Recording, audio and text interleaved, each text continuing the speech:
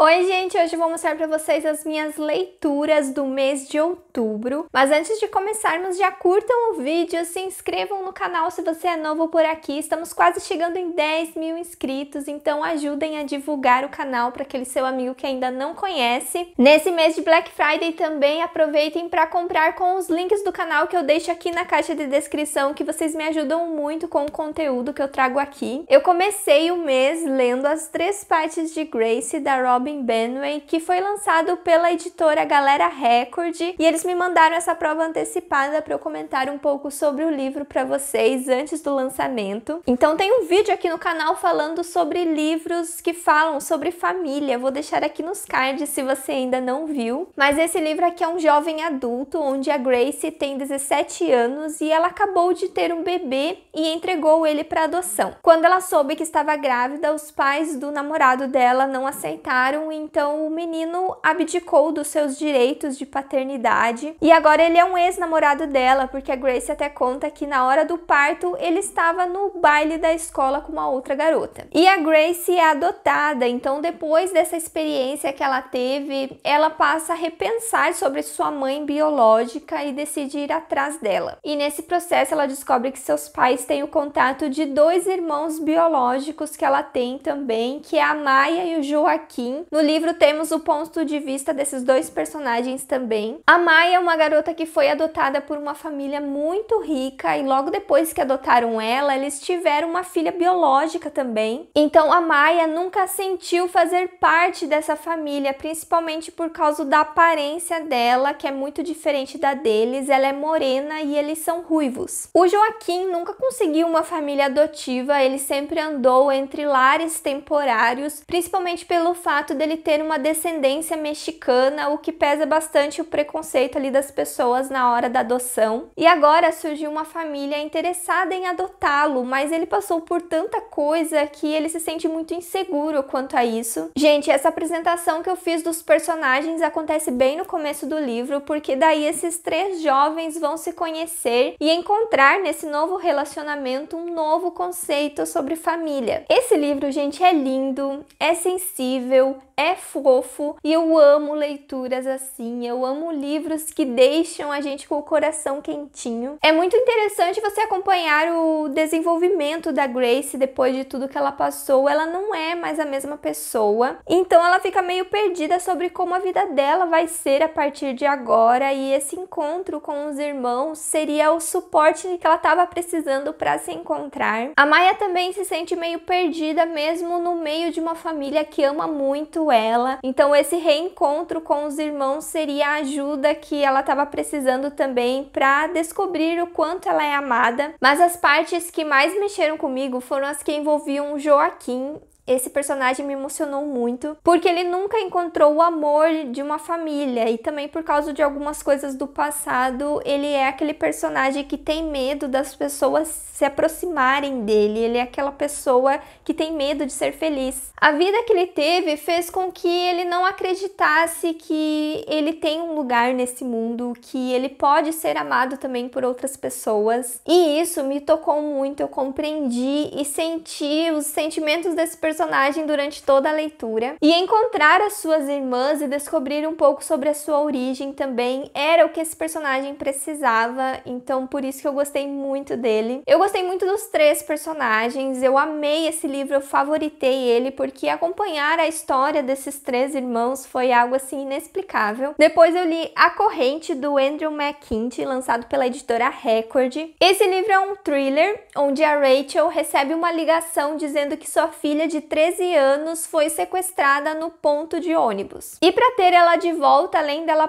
ter que pagar o resgate, ela também precisa sequestrar uma outra criança e fazer a mesma coisa com os pais dessa criança, porque agora ela está na corrente, ou seja, quem sequestrou a filha dela foram pais que também tiveram seu filho sequestrado, e se ela não seguir as instruções, eles vão matar a sua filha e procurar uma próxima vítima para dar continuidade na corrente. Então nesse livro nós temos uma personagem que vai entrar numa situação bem complicada e perturbadora. Será que a Rachel é capaz de fazer qualquer coisa pela filha dela? E essa é a questão que nós leitores fazemos durante toda a leitura, não só em relação à personagem, mas também se nós faríamos a mesma coisa se estivéssemos na mesma situação da Rachel. Esse é aquele livro onde é inevitável o leitor se colocar no lugar do personagem, e é aquele livro também onde o personagem é o criminoso e a vítima ao mesmo tempo, então isso é muito intrigante. Eu gostei muito do livro, mas eu esperava um pouco mais sobre o final dele, eu esperava um final mais chocante e desafiante por conta da situação que ele se encontrava. E o final foi mais simples, a segunda parte mostra muito mais o outro lado da corrente, como que ela começou, quem está por trás disso, o que é muito diferente da primeira parte do livro, que tem muito mais momentos de tensão sobre a Rachel entrando nessa situação. E essas revelações sobre a corrente, pelo menos para mim, não impactou tanto como as situações que estavam acontecendo na primeira parte. Foi o ponto negativo que eu encontrei no livro, mas ao todo eu gostei bastante dele. Foi aquele thriller bem diferente, com situações assim bem perturbadoras. Aliás, eu fiz um vídeo aqui no canal também com os thrillers mais perturbadores que eu li, então vai estar nos cards também. E eu também li Um Encontro de Sombras, que é a continuação de Um Tom Mais Escuro de Magia. Na verdade, eu abandonei esse livro, mas como eu li cerca de 300 páginas, eu acho válido colocar ele aqui no vídeo de leituras. Aconteceu que não aconteceu nada de interessante na história pra mim. Eu estava com as expectativas que ele fosse bem melhor que o primeiro livro, mas na verdade ele ficou assim na mesma coisa e eu não curti tanto assim o primeiro livro. Esse livro estava muito enrolado, tinha um torneio mágico que eu estava esperando muito que acontecesse e até onde eu tinha lido ainda não tinha acontecido, ele tinha ficado pro final do livro e parecia que ele não era a peça central da história para ele ficar pro final do livro. Então eu achei muito estranho o desenvolvimento dessa história, dessa fantasia nos dois livros. A criatividade da autora é incrível, ela chama muito atenção na hora de você pegar o livro para ler, mas conforme eu vou lendo, eu não vou encontrando nada, sabe, do que ela prometia, eu não vou encontrando aquele desenvolvimento da ideia dela. Então eu resolvi abandonar o livro e, consequentemente, abandonar a série também. Depois eu li Mortos Não Contam Segredos, da Karen McManus, que é da Galera Record também. Esse livro é um jovem adulto e ele não é continuação do primeiro livro da autora, apesar deles terem as capas parecidas. Temos dois irmãos gêmeos, a Ellery e o Ezra, que estão se mudando para a casa da sua avó, que fica numa cidade onde a mãe deles cresceu. A mãe deles está indo para reabilitação, por isso que eles estão se mudando. E essa cidade possui muitos mistérios. 5 anos atrás, a menina que foi rainha do baile da escola foi assassinada e o assassino nunca foi descoberto. E agora andam surgindo pichações pela cidade que indicam que o assassino vai repetir isso no baile da escola desse ano. Além disso, a tia dos irmãos, que era a irmã gêmea da mãe deles, ficou desaparecida quando era jovem e a mãe deles não comenta nada sobre isso porque ela sofreu muito tudo isso que aconteceu com a irmã. E por conta de tudo isso que está acontecendo na cidade, a Ellery decide investigar esses mistérios, principalmente porque ela acredita que a sua tia seja uma das vítimas desse assassino. E no livro nós temos também o ponto de vista de outro personagem, que é o Malcolm. Ele é irmão do principal suspeito de ter matado aquela menina, rainha do baile, porque ele era namorado dela naquela época.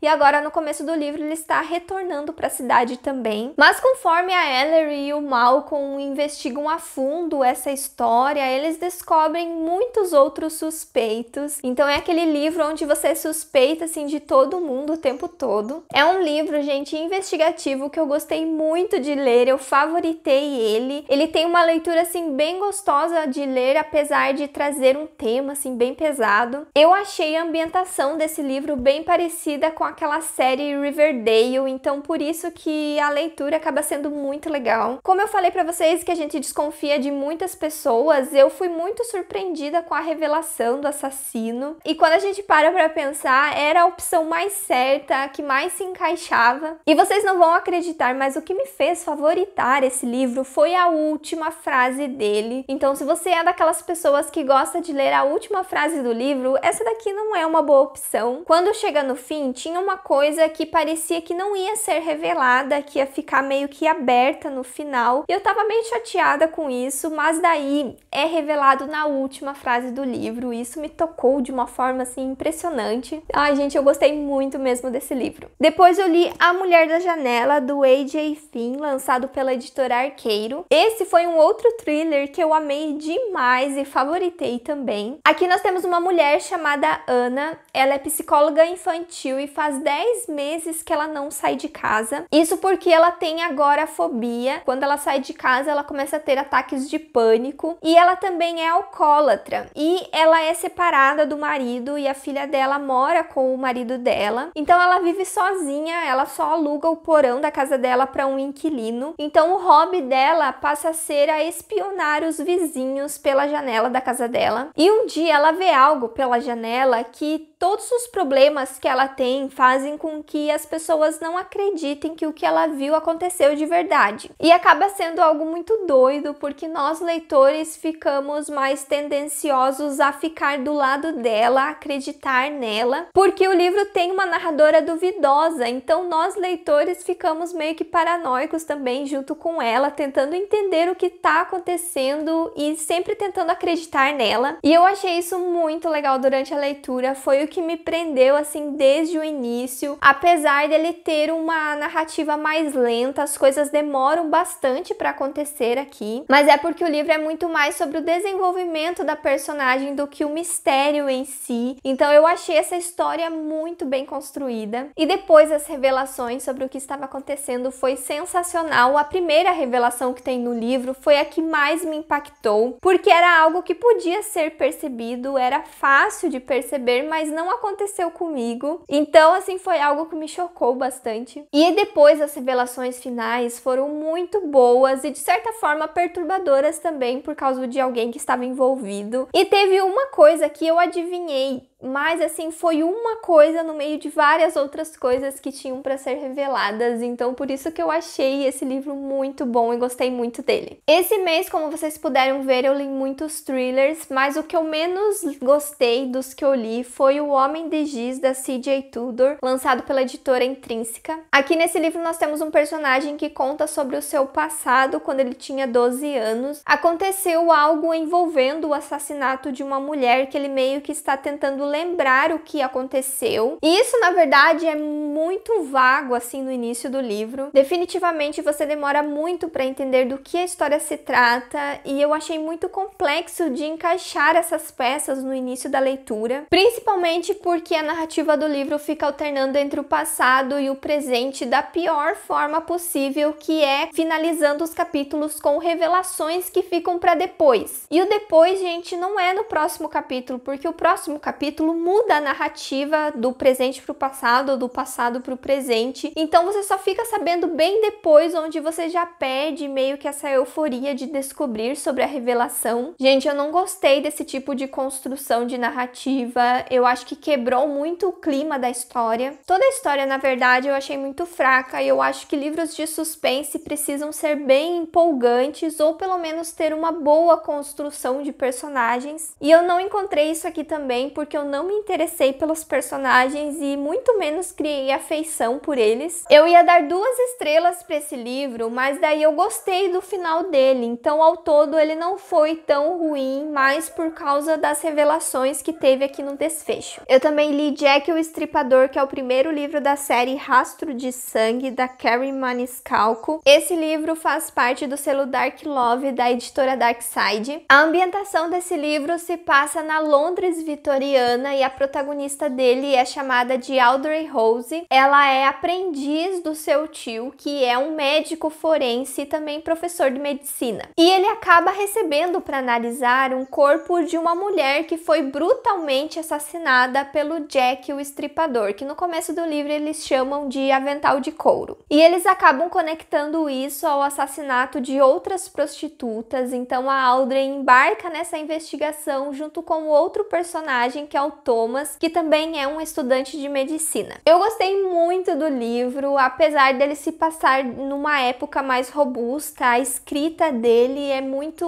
gostosa de ler, é uma escrita mais jovem. E a Audrey é uma personagem muito interessante, principalmente pelo fato dela ser muito à frente do seu tempo, porque nessa época era muito raro as mulheres estudarem e terem uma profissão, ainda mais analisando corpos, que naquela época também era uma profissão que não era bem vista. Imagine então para uma mulher. E ela acaba sofrendo muito preconceito em relação a isso, principalmente vindo do pai dela. Então ela é aquela personagem feminina que nada é capaz de mudar os planos dela e de ela ir atrás do que ela quer. E o livro tem muitos personagens envolvidos ali com ela e todos eles acabam sendo suspeitos de serem o Jack. Então isso foi muito legal durante a investigação, deixou tudo mais intrigante e onde você desconfiava de todo mundo. Eu só descobri quem era quando chegou perto de revelar, então acabou me surpreendendo também de certa forma. Mas o ponto alto da história para mim foi a química entre os personagens da Audrey e do Thomas. Eu gostei muito da interação entre eles. O Thomas é aquele personagem que você ama e odeia ao mesmo tempo, então eu quero ver muito mais sobre eles nas continuações, que inclusive eu tô muito curiosa, porque o próximo livro, que já foi lançado, vai se passar na Romênia com o Drácula. Eu também li nesse mês No Mundo da Luna, da Carina Ricci, que é lançado pela editora Verus. Nesse livro a Luna é uma jornalista, mas ela trabalha como secretária em uma revista e um dia surge a oportunidade dela escrever o horóscopo da revista, então ela aceita essa proposta. E o mais interessante é que a família da mãe dela é uma família de ciganos, a avó dela é uma cigana, mas ela nunca se interessou em aprender sobre essas coisas de previsão do futuro. Esse livro tinha tudo para ser muito legal, principalmente porque eu me interessei muito por essa parte cigana da Luna e dela estar mexendo com isso de previsão do futuro pelos horóscopos, então deixou um clima mais místico para a história. Mas o livro acabou sendo muito mais sobre um romance que acaba acontecendo e a personagem da Luna ficou muito irritante depois que ela começou a se envolver com esse cara. Eu acabei me estressando muito com ela durante a leitura, porque ela não admitia que gostava desse cara e eles eram aquele casal em negação, sabe? Eles não admitiam que eles se gostavam e que deviam ficar juntos. E isso foi sendo levado até o final do livro, então eu não gostei do livro por conta disso. E esse seria mais um caso onde eu ia dar 2 estrelas, mas daí eu gostei do final e ele acabou subindo um pouco no meu conceito. No final surgiu um outro problema que não envolvia a birra ali que estava acontecendo no romance, então por isso que acabou sendo um final mais legalzinho. Foi um final bem fofo também, mas a maior parte da leitura foi muito estressante de ler e esse foi o livro que eu menos gostei da Carina Ricci. Depois eu li A Filha do Rei do Panto, da Karen Dione. Esse livro foi lançado pela editora Verus, mas ele também tinha sido lançado anteriormente na tag Inéditos. Aqui nós temos uma personagem chamada Helena. A mãe dela foi sequestrada quando tinha 14 anos e 2 anos após viver isolada em uma cabana com seu abusador, a Helena nasceu e viveu ali com a mãe dela até os 12 anos de idade. Mas o começo do livro se passa anos depois dela e a mãe terem saído do cativeiro. A mãe dela já faleceu, ela é casada e tem 2 filhas e agora o pai dela, que estava na prisão, fugiu de lá. Daí ela acredita que ela seja a única capaz de encontrar o pai dela no meio dessa fuga por conta do passado que eles tiveram, e ela resolve ir atrás dele porque a família dela vai estar em perigo enquanto ele estiver solto. E a narrativa do livro, gente, alterna entre o passado e o presente, onde no passado nós conhecemos mais sobre o que aconteceu na infância dela. Esse livro me deixou muito em dúvida sobre o que eu achei da leitura dele, porque por um lado foi uma leitura bem desgastante e cansativa, porque tem muitos relatos sobre o passado dela, do que momentos de tensão sobre o que estava acontecendo ali no presente. Mas por outro lado, a história é muito interessante por mostrar esse passado dela, mostrar a conexão que ela tinha com o pai,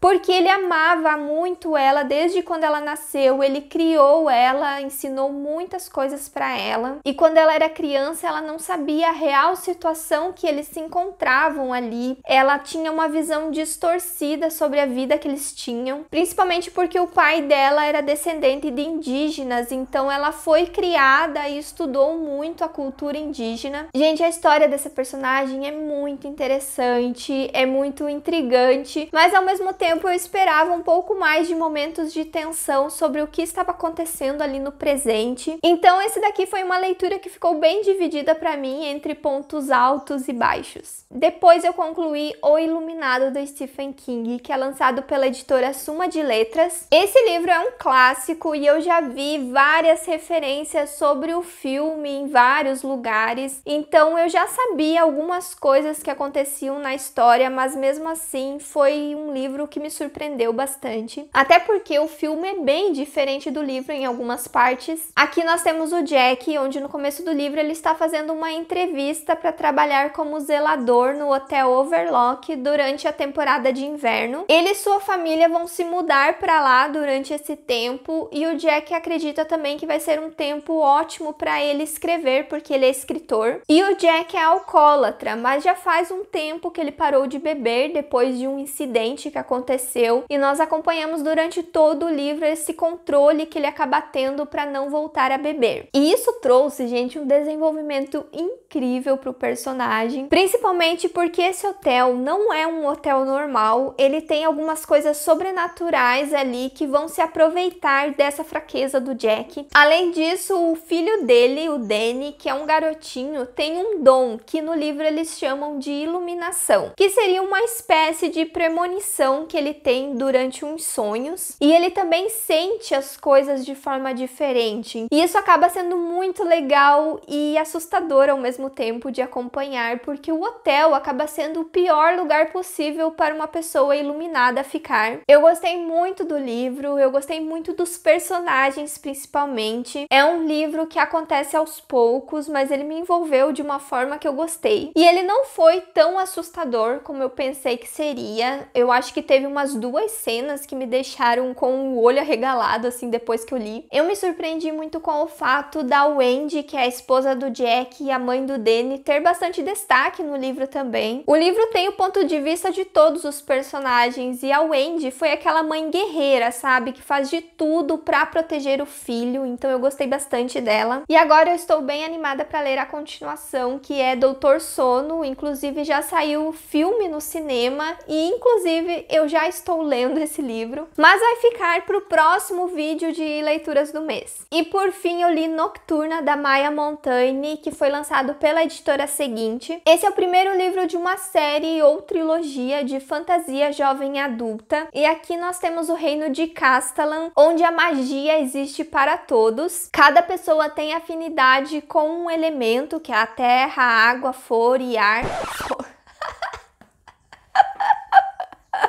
Cada pessoa tem afinidade... Agora eu não consigo falar. Ai, achei muito engraçado, agora não vou conseguir falar.